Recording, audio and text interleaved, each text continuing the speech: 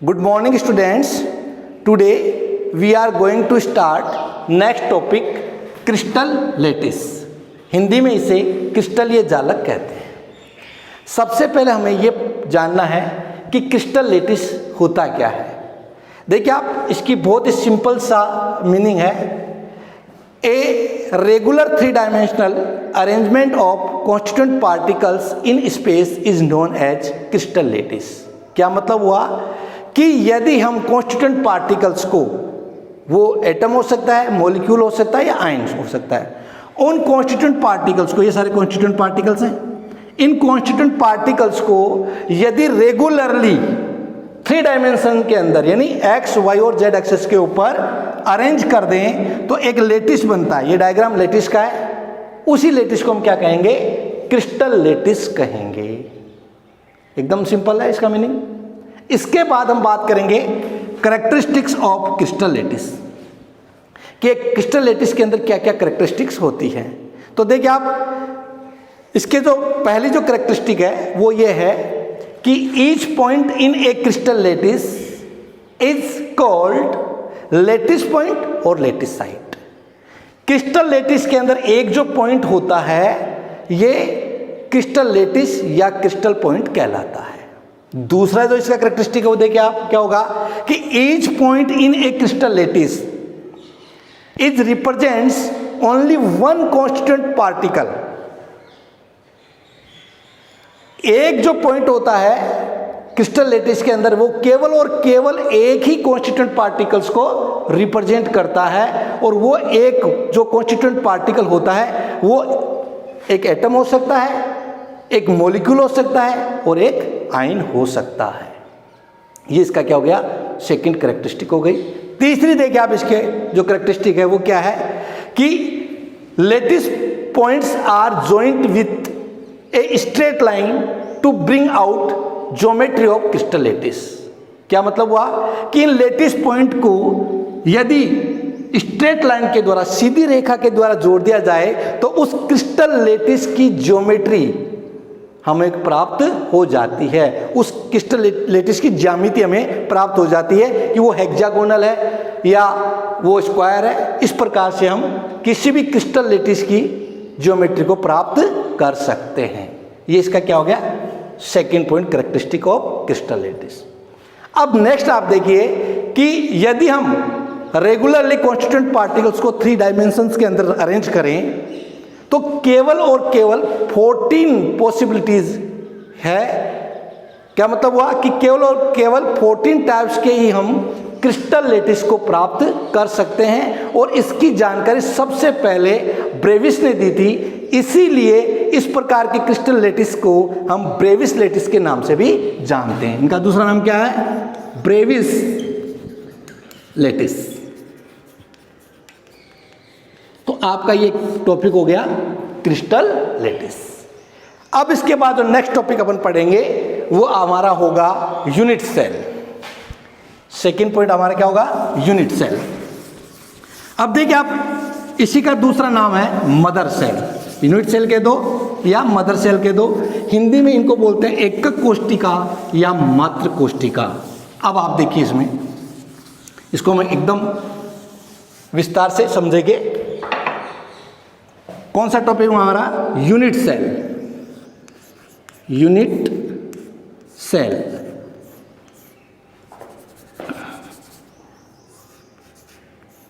इसी का दूसरा नाम क्या है? Mother cell.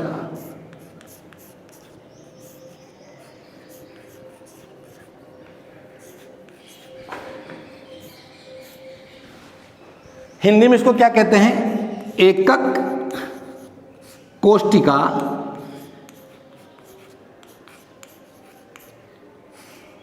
या मात्रक कोशिका।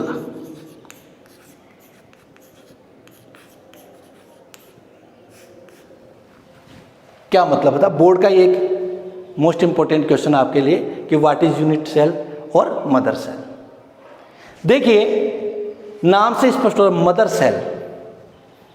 सेल आपने छोटी क्लासों में पढ़ा है। लिविंग ऑर्गेनिज्म की अपन यदि बात करें तो क्योंकि आपने उसमें पढ़ा था कि सेल क्या है, cell is a structural and functional unit of living organism.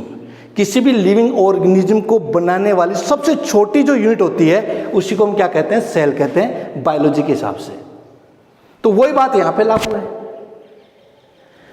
कि यहां पर यदि आपसे कोई पूछे कि क्रिस्टल लैटिस के कॉन्सेप्ट में कि यूनिट सेल क्या होती है, मदर सेल क्या होती है, तो आप इसको बहुत ही सरल शब्दों में डिफाइन करेंगे।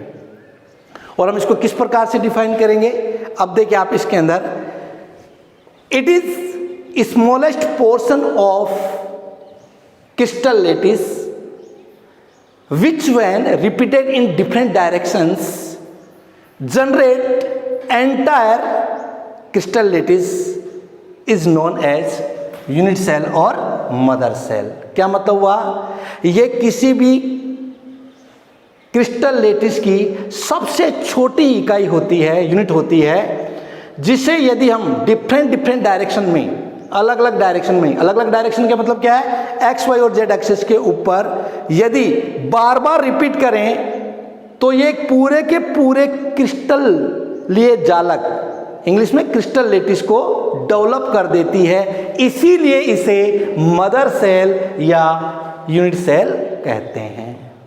और आपको इसको डायग्राम के द्वारा समझाना है। देखिए आप यूनिट सेल का डायग्राम अपन बना रहे हैं, ये आपकी एक यूनिट सेल हो गई,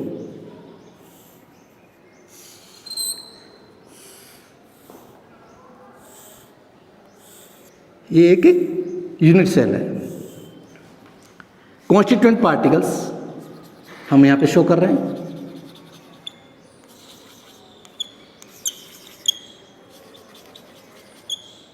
तो अभी तो हमने समझा इसका मीनिंग कि एक यूनिट सेल क्या होती है।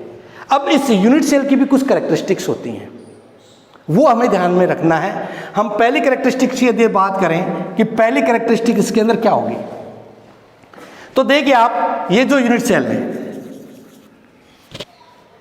इसके अंदर देखिए इसके डायमेंशंस अपन देखें तो ये एक ए हो गया यहां से यहां तक, ये हमारा, चलो इसको यहां रिप्रेजेंट कर देते हैं, ये ए हो गया, यहां से यहां तक क्या हो गई, बी हो गई, और यहां से यहां तक क्या हो गई, सी हो गया। तो पहली कैरेक्टरिस्टिक देखिए आप इसके अंदर क्या होगा, it's dimensions along 3 edges which is known by the name of A, B and C। एक यूनिट सेल के अंदर 3 जो है एजेज होते हैं जिनको हम A, B और C के द्वारा रिप्रेजेंट करते हैं। ये इसकी क्या हो गई, पहली कैरेक्टरिस्टिक हो गई। अब देखिए आप दूसरी कैरेक्टरिस्टिक देखिए आप कि जब ये 3 एजेज जब क्रिएट हुए हैं तो इनके बीच में तो कोई एंगल भी डेवलप हो रहे हैं, तो दूसरी कैरेक्टरिस्टिक्स इनके एंगल से संबंधित ही है। वो क्या होगी, देखिए आप 3 angles alpha, beta and gamma present between these edges. इन एजेस के बीच में 3 एंगल पाए जाते हैं जिनको हम अल्फा, बीटा और गामा के द्वारा रिप्रेजेंट करते हैं। बी और सी के बीच में मान लीजिए हमारा पहला एंगल है अल्फा, ए और सी के बीच में हमारा हो सकता है बीटा, और ए और बी के बीच में क्या हो जाएगा आपका गामा। ये इसकी क्या हो गई, सेकंड कैरेक्टरिस्टिक होगी। अब देखो एक बीच में छोटी सी बात और मैं आपको समझाऊं, अपन जो इसका पहला कैरेक्टरिस्टिक पढ़ा था ना कि इस dimensions along with 3 edges a, b and c, इनकी एक कैरेक्टरिस्टिक हो रही इन एजेज की कि ये जो 3 एजेज होते हैं इनकी क्या कैरेक्टरिस्टिक है, दीज एजेज में और may not be mutually perpendicular with each other. ये इसकी एक कैरेक्टरिस्टिक है जो आपको फर्स्ट पॉइंट में लिखना है कि जो एजेज होते हैं वो एक दूसरे के म्यूचुअली परपेंडिकुलर हो भी सकते हैं और नहीं भी। म्यूचुअली परपेंडिकुलर से क्या मतलब है कि एक दूसरे से एक आपस में 90 डिग्री का एंगल बनाते भी हैं और नहीं भी बनाते हैं। तो हमने 2 कैरेक्टरिस्टिक पढ़ ली इसकी। अब इसकी लास्ट कैरेक्टरिस्टिक देखिए आप जो हमें समझनी है वो ये है कि जब हमने पढ़ा कि इसके 2 महत्वपूर्ण कैरेक्टरिस्टिक्स हैं तो इससे एक चीज हमारे सामने आ रही है, वो क्या है, Thus the unit cell characterized by 6 parameters। इस प्रकार हम देख रहे हैं कि किसी भी यूनिट सेल को हम 6 पैरामीटर्स के द्वारा रिप्रेजेंट कर सकते हैं। 6 पैरामीटर्स कौन कौन से हो गए? यही, एक तो एक्सियल एजेस, या दूसरे आप क्या कहेंगे इसका, angles, axial angles.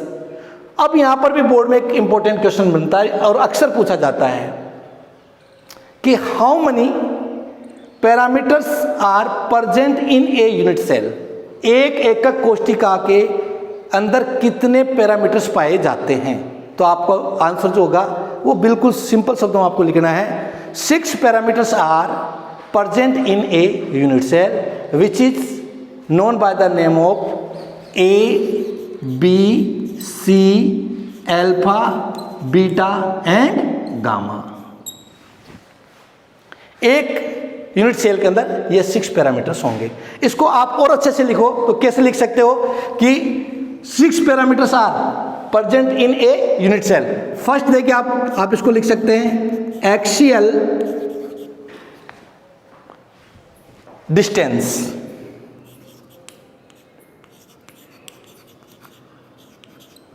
Axial distance क्या है? ए, बी एंड सी। ये जो डिस्टेंस है इनको हमने यहाँ क्या नाम दिया है? Axial distance. तो 3 तो ये हो गए 3, और दूसरे देखिए आप दूसरे 3 कौन से हो जाएंगे? वही axial angles, alpha, beta and gamma. ये क्या हो गया आपके 6 parameters, A, B, C, alpha, beta and gamma. ये हमने अभी समझा है unit cell and its characteristics. अब देखिए आप इसके बाद नेक्स्ट जो टॉपिक आएगा वो है टाइप्स ऑफ यूनिट सेल। अगला हम जो टॉपिक पढ़ेंगे वो कौन सा पढ़ेंगे? Types of unit cell. तो देखिए आप जो यूनिट सेल है it is further divided into 2 types. इन सभी को 2 भागों में बांट दिया गया है। अगला टॉपिक हमारा क्या हो गया? Types of unit cell.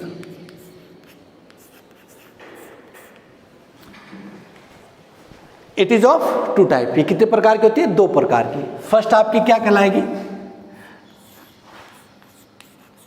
Primitive और इसी का दूसरा नाम है सिंपल यूनिट सेल। और सेकंड जो होगी वो क्या कहलाएगी? Centred unit cell. अब अपन को इन दोनों को समझना है कि प्रिमिटिव यूनिट सेल क्या होती है और सेंटर्ड यूनिट सेल क्या होती है। देखिए आप प्रिमिटिव हिंदी में आप इसको बोलेंगे आद्य एकक कोशिका। क्या बोलेंगे आप इसको? आद्य एकक कोशिका। और ये आपका हो जाएगा केंद्रीय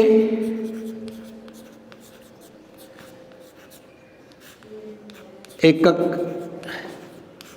कोशिका।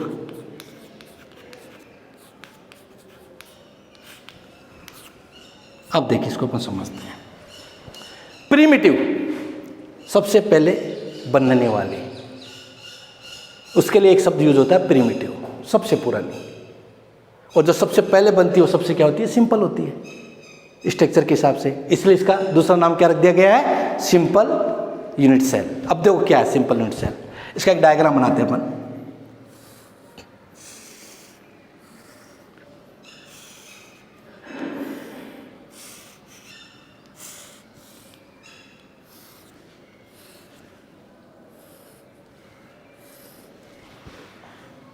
कॉन्स्टिट्यूएंट पार्टिकल्स रिप्रेजेंट कर रहे हैं।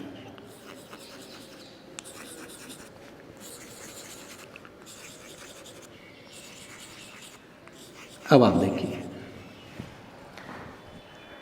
क्या होगी प्रिमिटिव या simple unit cell. A unit cell in which constituent particles are present only on corner positions. एक ऐसी यूनिट सेल जिसके अंदर कॉन्स्टिट्यूएंट पार्टिकल्स जो होंगे वो केवल और केवल उसके कॉर्नर पे ही अरेंज होते हों या पाए जाते हों, तो ऐसी यूनिट सेल को ही हम क्या कहेंगे, प्रिमिटिव या सिंपल यूनिट सेल कहेंगे। अब देखिए आप कितने कॉर्नर हो गए इसके, 8, 1 2 3 4 5 6 7 और 8। तो प्रिमिटिव जो यूनिट सेल होगी उसके 8 कॉर्नर होंगे और 8 के 8 कॉर्नर्स के ऊपर कॉन्स्टिट्यूएंट पार्टिकल्स यदि हैं केवल और केवल कहां पे, कॉर्नर्स के ऊपर, तो फिर वो किस कैटेगरी में चली जाती है, प्रिमिटिव और सिंपल यूनिट सेल के अंदर आ जाती है। जबकि बात अपन करें अब सेंटर्ड यूनिट सेल की, तो देखिए अब सेंटर्ड यूनिट सेल क्या होगी, unit cell in which one or more constituent particles are present other places besides corners। यदि मान लीजिए हमारे पास कोई एक ऐसी यूनिट सेल है जिसके 8 कॉर्नर पे तो कॉन्स्टिट्यूएंट पार्टिकल्स हैं ही हैं, लेकिन उसके अलावा अन्य स्थानों पर भी यदि कॉन्स्टिट्यूएंट पार्टिकल्स पाए जाते हो तो फिर वो किस कैटेगरी में चली जाती है, सेंटर्ड यूनिट सेल के अंदर चली जाती है। उसे हम फिर क्या कहेंगे, सेंटर्ड यूनिट सेल कहेंगे। एकदम क्लियर है। अब देखिए आप ये फिर क्या होती है, इट इज फर्दर सब डिवाइडेड इन 3 कैटेगरीज। इनको फिर 3 भागों में डिवाइड किया गया है। अब पहला जो इसके अंदर है वो देखिए आप क्या होगा, body centred unit cell.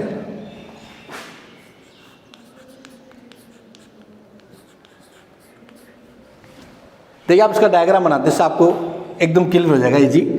Body centred यदि यूनिट सेल है तो देखो क्या है, कौन सी होगी,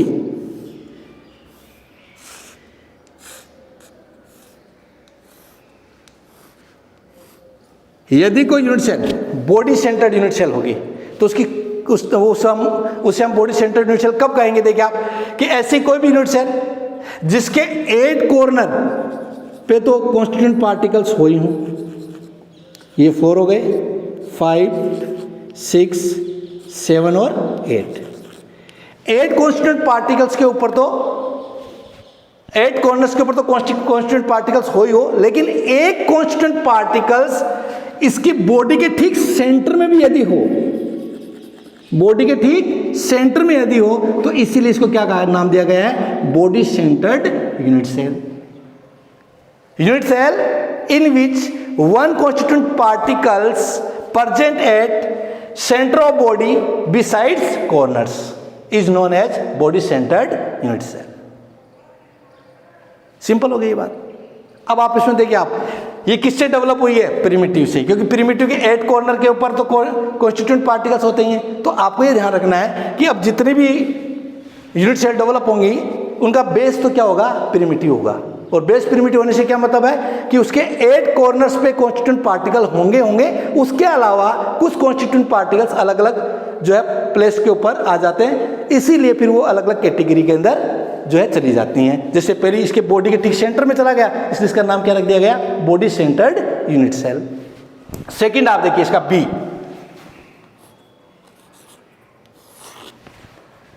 हिंदी में इसको क्या बोलते हैं, कायिक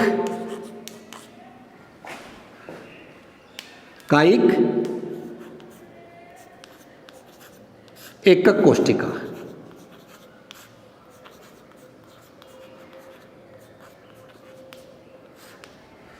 दूसरा आप देखिए अब अपन पढ़ने जा रहे हैं वो है नेक्स्ट जो वो है फेस सेंटर्ड यूनिट सेल। क्या नाम उसका, फेस सेंटर्ड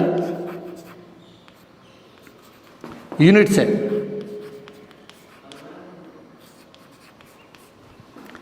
देखो नाम से आपको याद हो जाएगा ये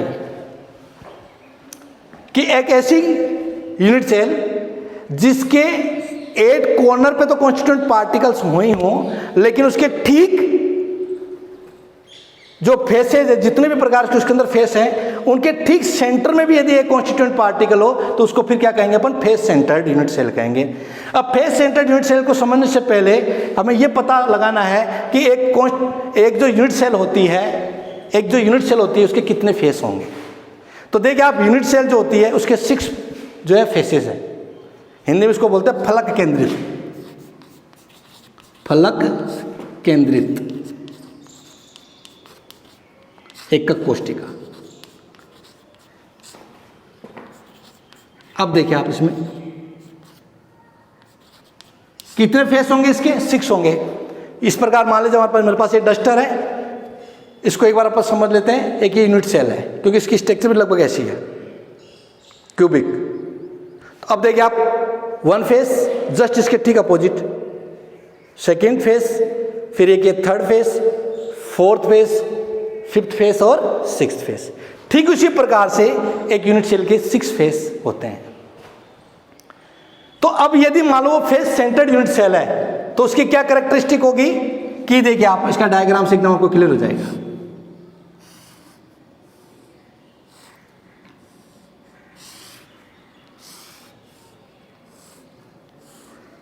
अब देखिए इसमें 8 कॉन्स्टिट्यूएंट पार्टिकल्स कहां पे होंगे?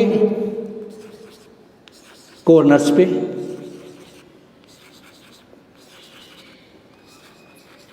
लेकिन फेस सेंटर क्यों कहा गया? कि इसके जो 6 जो फेस हैं उनके ठीक सेंटर में भी क्या होगा? एक एक कॉन्स्टिट्यूएंट पार्टिकल होगा। कहां पे? फेस के ठीक सेंटर में। जैसे मान लो अपर जो फेस है उसके ठीक सेंटर में एक है, ठीक ऐसे ही लोअर वाले के अंदर एक होगा, ठीक है, एक इधर वाले के है, एक यहाँ पे है।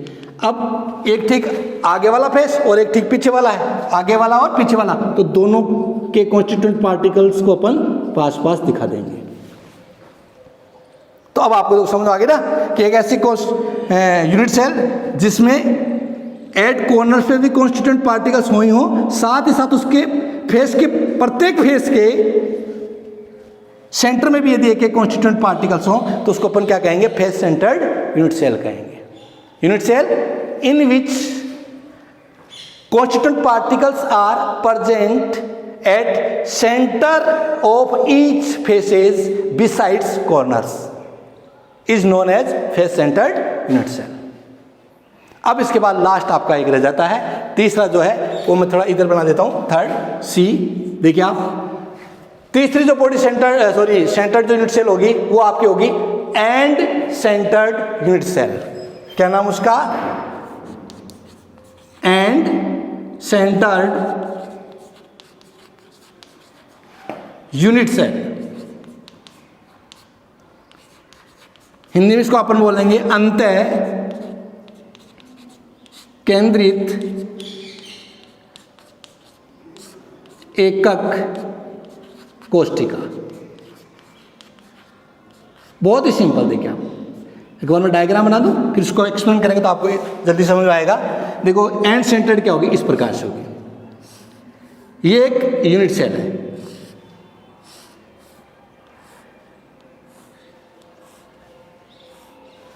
इसके 8 कॉर्नर्स पे तो कॉन्स्टिट्यूएंट पार्टिकल्स होंगे। पहली कंडीशन क्लियर हो गई। लेकिन यदि एंड सेंटर्ड यूनिट सेल है तो इसकी क्या कैरेक्टरिस्टिक होती है कि उसके जो 2 अपोजिट फेसेज होते हैं, एक दूसरे के ठीक विपरीत वाले जो फेस होते हैं, उनके सेंटर में भी एक एक कॉन्स्टिट्यूएंट पार्टिकल्स पाया जाएगा। मान लीजिए ये यहां पर, इस फेस के ऊपर, एक फेस के सेंटर के अंदर एंड सेंटर, इस फेस के सेंटर के अंदर यदि एक कॉन्स्टिट्यूएंट पार्टिकल्स है तो दूसरा कहां होगा? इसके ठीक अपोजिट वाले फेस के ऊपर होगा। यदि मान लीजिए यहां नहीं है, यहां पर है, तो दूसरा कॉन्स्टिट्यूएंट पार्टिकल्स, ये फेस यहां पे हुआ, इसका ठीक अपोजिट वाला कौन सा हुआ? ये हुआ इसके। इसी प्रकार से यदि आगे वाले का है तो ठीक है पीछे वाले पे होगा। तो आप देखिए, आप इसको अपन कैसे एक्सप्लेन करेंगे? Unit cell in which constituent particles are present at 2 opposite faces besides corner known as end centered unit cell। तो ऐसी यूनिट सेल को अपन क्या कहेंगे? एंड सेंटर्ड यूनिट सेल कहेंगे। तो अब आपका आज ये पूरा एक टॉपिक जो है क्लियर हो गया है। बहुत बहुत धन्यवाद, थैंक्स।